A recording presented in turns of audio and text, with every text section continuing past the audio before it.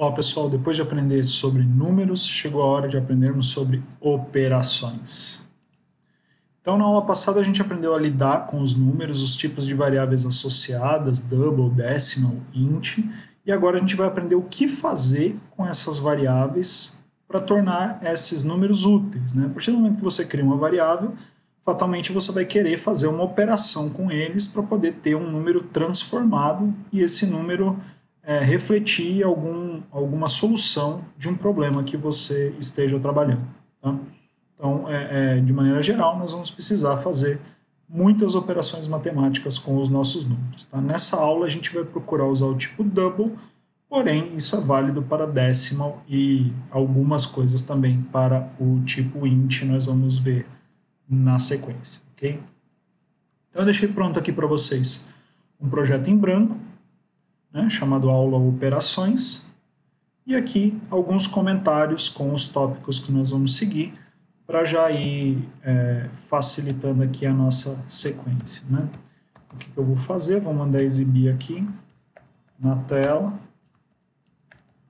o nosso tópico de operadores aritméticos. Então, quem assistiu a aula de números já tem uma ideia do que a gente está falando. Então, os operadores aritméticos são as quatro operações, operadores que permitem fazer as quatro operações básicas da matemática, e a gente já viu eles de alguma maneira nas aulas de tipos de dados.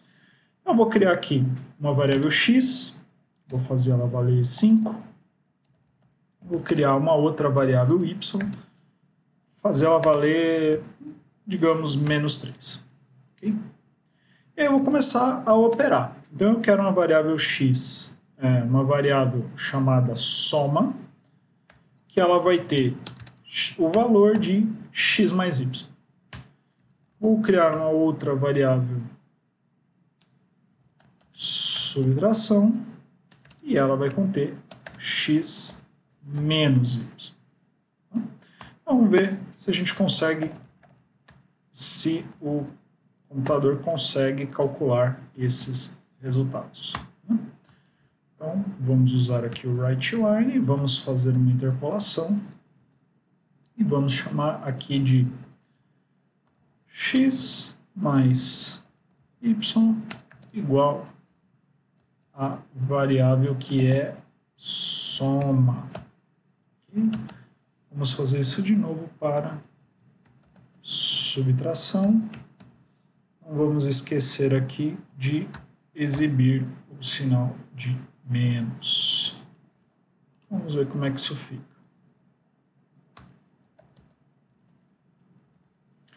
Então aqui, ó, voltando, né? Criei uma variável chamada x, gravei o valor 5. Criei uma variável chamada y, gravei o valor menos 3. Depois criei uma variável chamada soma e disse que o resultado, o valor dela é a soma de x com y. Uma variável subtração, cujo resultado é a subtração de x com y. Então vejam, 5, se você soma menos 3, você fica com 2. 5, se você subtrai menos 3, é a mesma coisa que somar 3, você fica com 8. Okay? Então, ele trabalhou tranquilamente nessa soma e subtração aqui. Vamos seguir esse exercício para fazer aqui. Eu vou mudar o nome dessa subtração aqui para diferença. Okay? Vai ficar melhor. 2, diferença. Okay? Não consigo mudar? Por quê? Diferença.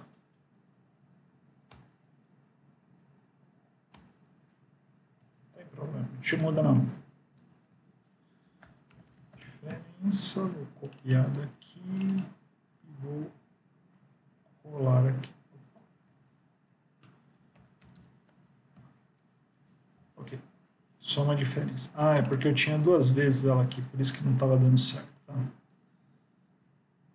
Ok, então aqui vai se chamar de produto. E nós vamos ter mais uma linha aqui, x vezes y, vai exibir o produto. Vamos ver se isso funciona também.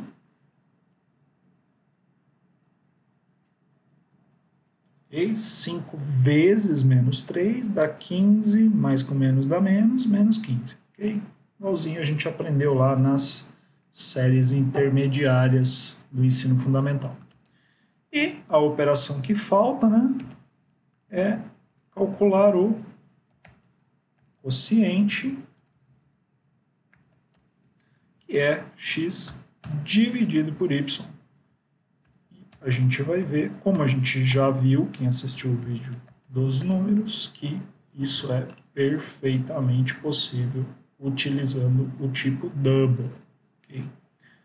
Então, ó, 5 dividido por menos 3 dá 1 e mais 2 terços, né? 1 inteiro e mais 2 terços, que é exatamente 5 sobre 3, né? Com o sinal de menos, porque o menos 3 aqui a gente tem na divisão. Então é exatamente isso que a gente esperaria que acontecesse, não tem nenhuma novidade aqui. Okay? O próximo tópico para a gente trabalhar é a questão da precedência. Então, quando a gente tem somente uma operação por linha, isso fica bem tranquilo, né? Porém, muitas, e eu diria a maioria das vezes, né, você vai ter mais de uma operação a ser executada no mesmo comando, né, no mesmo processamento. Então, eu vou ilustrar isso para vocês criando 3 variáveis. Vou criar uma variável chamada N1 e vou dar o número 2. Vou criar na mesma linha aqui para vocês verem uma outra maneira de criar variáveis. Vou criar uma N2 valendo 3 e vou criar uma N3 valendo 1. Essas 3 variáveis são do tipo double, eu posso usar vírgula para criar várias variáveis na mesma linha. Tá? Uma maneira rápida de fazer isso. Depois eu vou criar um cara chamado R1, resultado 1, né? E vou dizer que ele é N1 vezes N2 mais N3. Então perceba que agora a gente tem uma operação composta, né? Temos uma expressão. Né? Quem vai lembrar lá da saudosa quinta série, né? Onde a gente aprendia a fazer as expressões. E a gente sabe, né, que a gente tem que primeiro operar as multiplicações, né? Então a gente primeiro vai fazer isso e do resultado disso a gente vai fazer esta soma. Será que o .NET faz isso? Vamos descobrir já. Então vamos aqui mandar ele exibir aqui. N1 vezes N2 mais N3 igual a R1. Ok? Vamos ver se ele sabe fazer essa conta.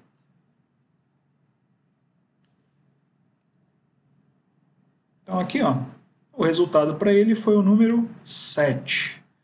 Por quê? Primeiro ele me multiplicou 2 por 3 e depois somou 1. Então ele obteve 6 aqui para depois somar 1 e chegar em 7. Okay? Então, precedência de operações sendo respeitada. Okay? Digamos que você queira que essa soma seja executada primeiro e depois multiplicado. Você pode fazer isso, tá? Então vamos criar aqui, ó, um resultado 2, onde eu quero que esta soma seja executada primeiro e o resultado da soma seja multiplicado aqui. Então eu quero 3 mais 1, 4 vezes 2. Ok? O que eu vou fazer? Eu vou pegar este grupo aqui, todinho, aqui, e vou colocar entre parênteses. Okay? Quando eu coloco esses parênteses, eles têm a mesma função da matemática, da aritmética que você aprendeu na quinta série. Mudar a precedência. Então, agora, Eu vou colocar um parênteses aqui para nos lembrar que em R2 a precedência está alterada e vamos ver se o resultado condiz com aquilo que a gente espera. Então, olha lá. Quando a gente operou N1 multiplicado pela soma de N2 e N3, a soma de N2 e N3 dá 4 vezes 2, 8. Okay? Então, exatamente como a gente imaginava, utilizando os parênteses. Okay? Só para ilustrar, eu vou fazer um R3, onde eu vou usar aqui outro tipo de precedência. Okay? Então, eu vou forçar primeiro a multiplicação aqui de N1 e N2, mesmo eu sabendo que essa é a precedência padrão, só para mostrar para vocês que mesmo que os parênteses existam e não sejam necessários, você pode colocá-los sim, que não vai dar nenhum problema. Então vamos ver como é que fica aqui. Esse nosso teste que vai nos mostrar que os parênteses podem ser usados sem problema, mesmo que essa precedência já esteja implícita. Tá? Então, aqui é uma precedência explícita, então eu estou dizendo para o C# que eu quero que faça isso primeiro, porém, né, eu já, pela precedência implícita, né, sem eu falar nada, pela própria sequência das operações, ele já tinha chegado no valor certo. Okay? Então, eu sempre uso parênteses para acertar as minhas precedências. O importante, né, é que digamos que eu queira, por exemplo, fazer um novo resultado aqui, ó, um R4, onde eu vou pegar todo esse resultado aqui e vou dividir por N1. Okay? Eu posso também usar parênteses quantas vezes forem necessárias, e não somente um, tá? Então, eu vou usar aqui este resultado todo, aqui, dividido por N1. Posso usar quantos parênteses forem necessários. Minha operação está aqui, né? Aqui é só para exibir. Então, ó, fazendo isso, né, eu tenho todo aquele resultado anterior, depois dividido por 2. Então, eu tenho 7 dividido por 2, que dá 3,5. Então, a gente vai montando as expressões conforme elas forem necessárias para a gente. Tá?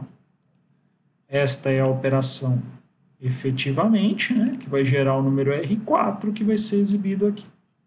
Okay? Outro tópico importante para a gente é o tópico da divisão inteira. Então, eu vou criar um número inteiro chamado A e vou gravar aqui, por exemplo, o número 7. Eu vou criar um outro inteiro chamado B e vou criar aqui, por exemplo, o número 2. Depois, eu vou criar aqui um inteiro chamado quociente inteiro, porque a gente já tem uma variável chamada quociente lá em cima, e vou colocar nela o resultado de A dividido por B. E vou exibir essa variável. Okay. Então vamos lá. Eu estou fazendo aqui A dividido por B igual a quociente inteiro. Percebam que ele não ficou aqui, ó, destacado, que não foi colocado aqui o cifrão antes da string, tá? Da interpolação. Vamos ver como é que ficou aqui, ó. Eu estou pedindo para dividir 7 por 2 e exibir o resultado. Vamos ver o que vai acontecer. Quando eu dividi 7 por 2, ele deu o resultado 3. 7 dividido por 2 é 3, pessoal? Pensa um pouquinho aí. Não, né? Somente lá na quarta série, ok? Até lá a quarta série. Mais para frente um pouco, não é mais assim. Acho que até antes da quarta série não é mais, né? Por quê? Vamos um pouquinho de memória das nossas escolas aqui, né? Então, como é que a gente fazia essa operação? A gente pegava o número 7, colocava na chavinha aqui e ia dividir pelo número 2. Como é que funcionava essa operação? A gente vinha aqui, pegava quantos números 2 cabem dentro do número 7. Chegava à conclusão que cabem 3 vezes o número 2 dentro do número 7. A gente escrevia o 2 aqui embaixo da casa.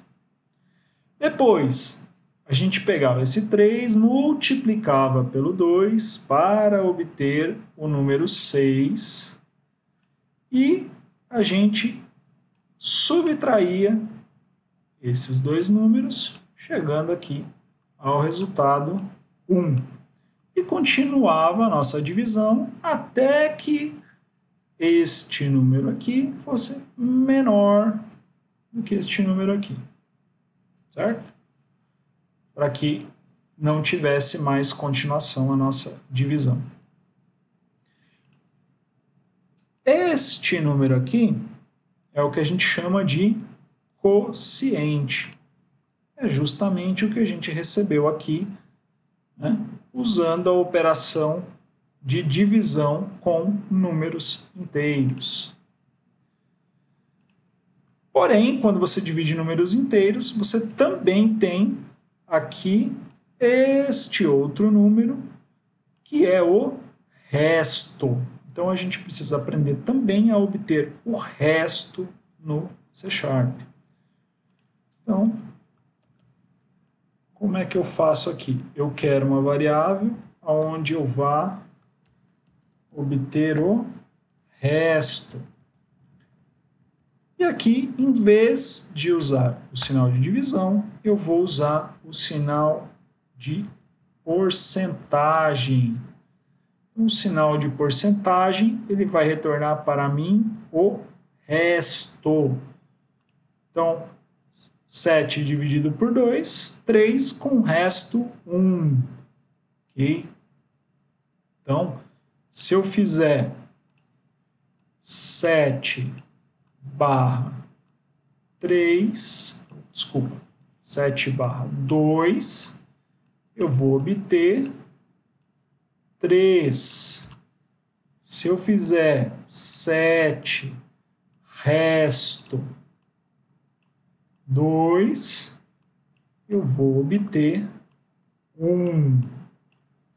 Porque o 3 é este número aqui e o 1 é este número aqui. Ok? O 7 é este número aqui e o 2 é este número aqui. Okay? Vamos ver se isso funcionou.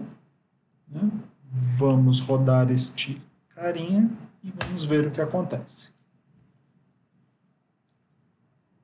Essa operação de resto, acho que eu exibi um só, né? Vamos acertar aqui para ficar bonitinho. Eu substituí em vez de manter os dois. Vamos novamente. Então, ó, quando eu fiz o resto, então, o resto da divisão entre 7 e 2 deu 1. A divisão inteira entre 7 e 2 dá 3 e o resto dá 1. Então, eu consigo obter as duas partes da divisão inteira. Okay? Usando o operador de divisão, operando números inteiros e gravando um resultado que é inteiro, e posso usar o operador porcentagem, que em programação é chamado de módulo, ok? Em muitos cenários ele é chamado de módulo, tá? Ou resto, tá? E com esse operador eu consigo, então, obter a segunda parte da divisão inteira. Ok? Vamos para o nosso próximo tópico. Então, o nosso próximo tópico agora são as funções matemáticas. Então, existem diversas funções matemáticas no C#, tá? Então, digamos, por exemplo, que eu queira... eu vou criar uma variável aqui, eu vou chamá-la de 2 ao cubo. Okay? E eu quero aqui... vou colocar em comentário aqui do lado. Eu quero 2 e 1 elevado ao cubo assim, ó. Tá? Eu quero elevar 2 ao cubo. A gente sabe que isso aqui é o número 8, né? Que significa 2 vezes 2 vezes 2, 3 vezes, né? Ok? E se eu tivesse que fazer 100 vezes? Né? Isso aqui seria bem complicadinho de fazer. Porém, o C# já tem para a gente uma função que nos permite fazer isso. Então, essa função está dentro do objeto math, de matemática, onde a gente tem diversas funções matemáticas. Uma delas é a função pow, de power, ok? E a gente vai usar essa função passando para ela dois parâmetros, o número que está na base e o número que está no expoente. Okay? Então, para elevar 2 a 3, eu faço 2,3. 2 elevado a 3. Okay? Vamos ver se isso aqui funciona. Console, WriteLine. Vamos fazer aqui vamos pegar isso aqui, fazer nesse formatinho aqui. Vamos colocar o cifrãozinho aqui, aqui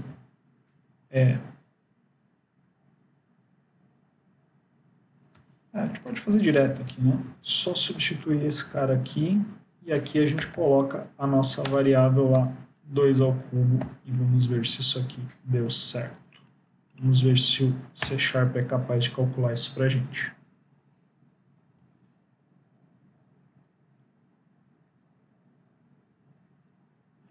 Beleza? Então, 2 ao cubo, 8. Maravilha. Esse número aqui está calculado, né? Okay? O resultado de math.power de power ao cubo. Ok? Outra coisa que a gente pode fazer aqui é criar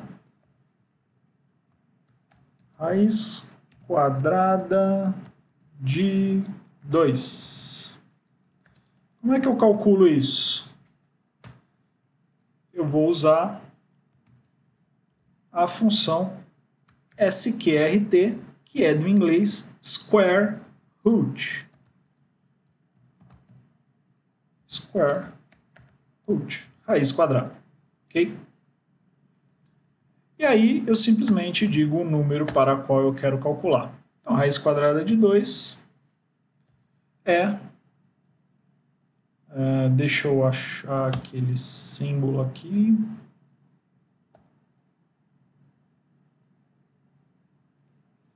Então, a gente tem aqui no teclado do Windows, a gente consegue achar o símbolo de... aqui. Raiz quadrada de 2. Okay? Esse é o número que a gente quer. A gente sabe que a raiz quadrada de 2 é 1,41 dízimo, né? Vamos ver como é que isso aqui fica. Vamos ver se ele acertou. Então, aqui eu quero raiz quadrada de 2 e aqui vamos pegar esse símbolo aqui e vamos exibir. Provavelmente o nosso terminal não vai conseguir exibir esse símbolo, tá?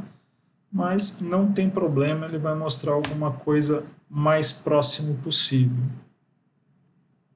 provavelmente uma letra V, mas tudo bem, não tem problema, exatamente. Substituiu por uma letra V, porque essa fonte do terminal não tem essa capacidade. Acontece a mesma coisa quando você tenta exibir um emoji, por exemplo. Tá?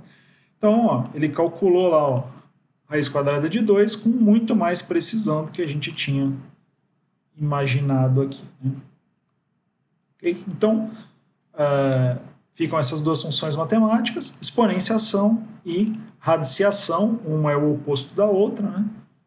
Se você fizesse 8 aqui, você teria que ter lá o 3. Né? Okay? Uma é o contrário da outra. Outro tipo de coisa que você pode fazer aqui são funções aritméticas, né? Funções trigonométricas, muito úteis para diversos cálculos matemáticos, tá? Dependendo do tipo de programa que você vai fazer, você vai precisar muito delas. Quanto mais científico for o seu programa, mais você vai precisar disso. Porém, muitos problemas industriais, né? Praticamente tudo que envolve circunferências de alguma maneira, ou triângulos de alguma maneira, exigem que você conheça um pouquinho de trigonometria e consiga aplicá-las aqui no C#. Então, o C# é muito bom em trigonometria, a gente já vai ver. Então, digamos que por acaso eu precise do valor de π. Vocês sabem que praticamente toda a trigonometria usa muito o valor de π. Para nossa sorte, o C# já tem uma variável interna dele chamada math.p, que é um double que contém exatamente o valor de π. Você não precisa ficar digitando, né? A gente sabe que ele é 3.14 alguma coisa, né? E o C# traz ele para a gente de uma maneira muito fácil, com a melhor precisão possível. A gente não precisa se preocupar, por exemplo, de ter digitado o número errado, né? Porque ele já traz para a gente essa constante. Né? Vamos colocar um π aqui. É igual ao resultado da nossa variável π que a gente definiu. E vamos ver se o C# mostra um valor bacana para a gente.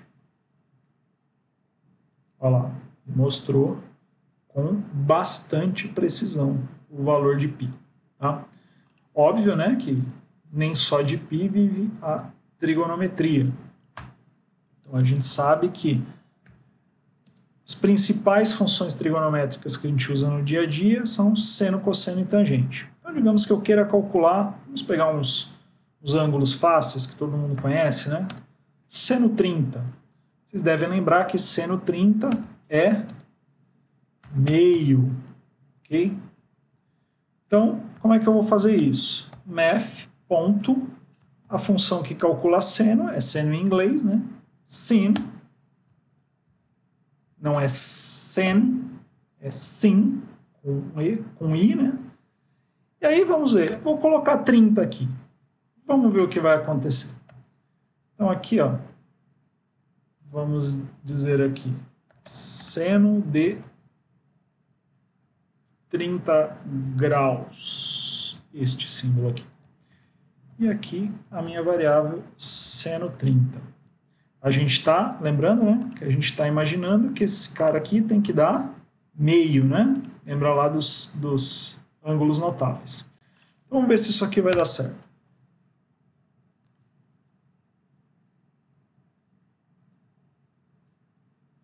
Então, algo próximo de -1.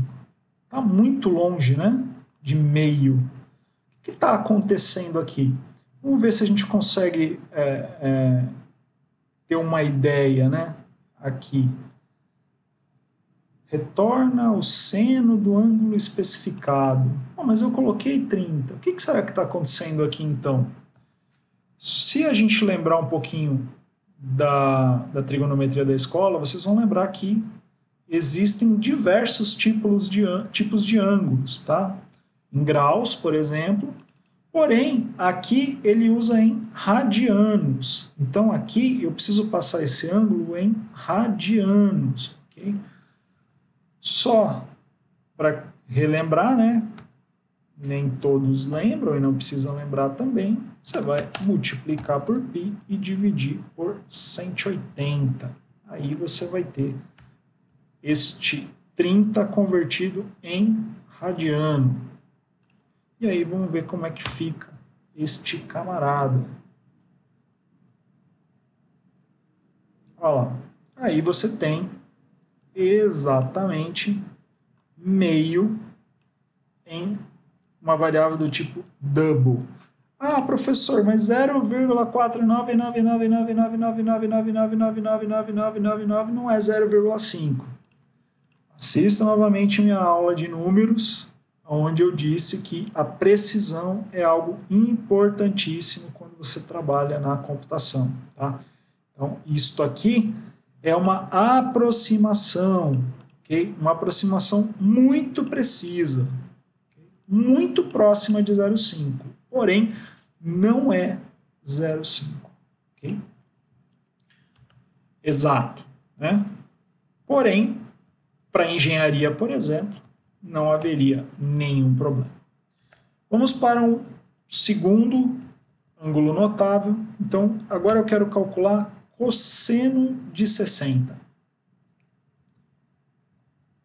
Então, em vez de usar sin, eu vou usar cos. E vou passar 60 graus aqui. Por que vocês acham que eu escolhi este ângulo? Porque cosseno de 60 também é meio. Okay? Vamos ver lá como é que fica. Cosseno de 60 graus.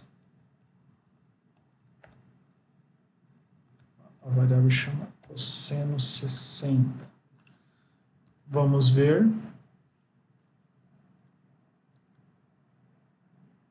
Olha lá. 0,50, 0,01. Percebam que aqui deu um pequeno desvio para baixo e aqui deu um pequeno desvio para cima. Isso é normal, novamente. Agora, percebam o problema. Se você tentasse falar para o computador assim, computador, o resultado de seno 30 é igual ao resultado de cosseno 60? O que vocês acham que o computador iria dizer? Realmente, ele ia dizer que são diferentes. Por isso, o cuidado que a gente tem que ter na hora de usar a variável double. Okay? Provavelmente, para conseguir comparar questões trigonométricas desse tipo, você teria que dar ou fazer um arredondamento ou criar uma margem de erro. Tá? Então, muito cuidado. Por isso que eu recomendo também que vocês usem decimal sempre onde for possível. Okay? Principalmente quando você tiver que fazer comparação de igualdade. Então, só para finalizar as funções trigonométricas, vamos calcular aqui a tangente de 45, muito facinho também. Aqui a gente usa a função tan. Tangente de 45, a gente sabe que o resultado tem que ser 1. Vamos ver lá quanto isso aqui vai dar. Tangente de 45 graus. A nossa variável chama tangente 45. Vamos ver se o resultado bate.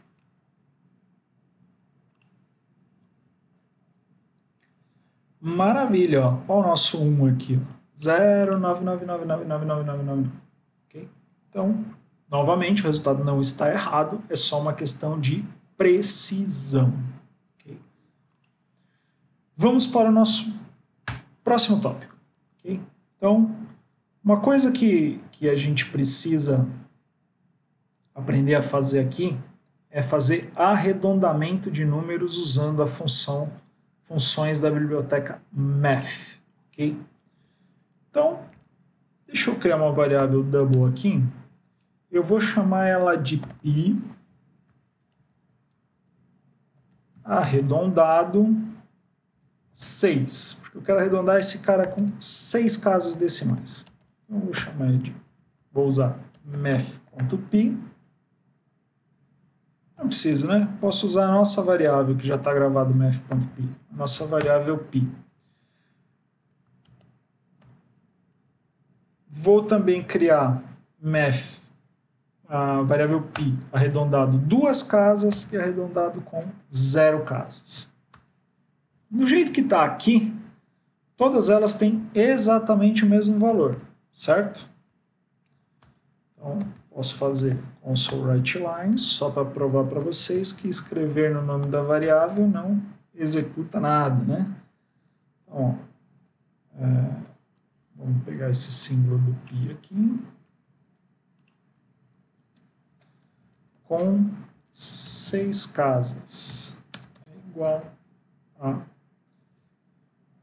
π arredondado 6. Vamos fazer 3 cópias disso aqui. Π arredondado 2 e π arredondado 0. 2 casas, 0 casas. Vamos rodar isso aqui. A gente não mandou arredondar nada ainda, né? Então a gente ainda tem o mesmo valor, igualzinho ao da variável π, nas 3 variáveis. Ok? Maravilha. A gente aprendeu na aula sobre números que eu posso formatar na saída aqui, né? Então eu poderia colocar N6 aqui, N2 aqui e N0 aqui. E você teria um arredondamento na formatação, ok? Com 6 casas, com 2 casas ou com 0 casas. Porém, fazer isto não muda o resultado da própria variável.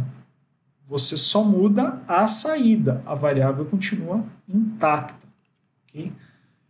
Mas, e se por alguma razão eu precisar arredondar, mas gravar o valor arredondado na variável, né? Então eu não vou poder usar essa simbologia aqui. Eu quero que o valor já esteja guardado arredondado na variável. Eu preciso arredondar ela na hora de gravar aqui. Então, na verdade, o que eu preciso fazer? Eu preciso pegar essa variável aqui e executar nela a operação round. Round arredonda um número para a gente e eu só preciso dizer para ele com quantas casas decimais eu quero. Então, nesse caso aqui, eu quero com 6. Nesse caso aqui, eu quero com 2. E nesse caso aqui, eu quero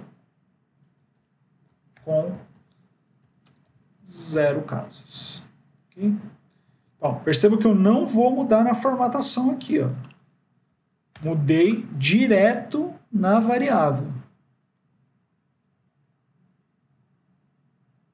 Olha só. Deu o mesmo resultado. Vou provar para vocês que deu o mesmo resultado. Vou mostrar com 30 casas decimais. Vamos ver o que aconteceu. 30 é muito, né? 10 é suficiente para esse caso. Olha só. Vocês vão ver aqui, todas elas mostrando com 10 casas decimais, ó, porém, o valor já está guardado, armazenado. Então, aqui eu já não tenho mais informação sobre o 14, 15, 9, 3, enfim. E aqui eu tenho informação só até a segunda casa e aqui eu tenho informação até a terceira casa. Okay?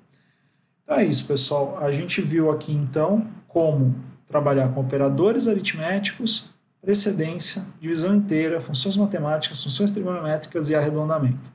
Com essas funções, vocês vão conseguir executar diversos cálculos que são muito úteis no dia a dia e fazer programas interessantíssimos, que podem até te ajudar nos seus estudos, no ensino médio, no vestibular ou no seu trabalho, na faculdade, onde você estiver. Okay? Muito obrigado por assistir a aula e até o próximo vídeo.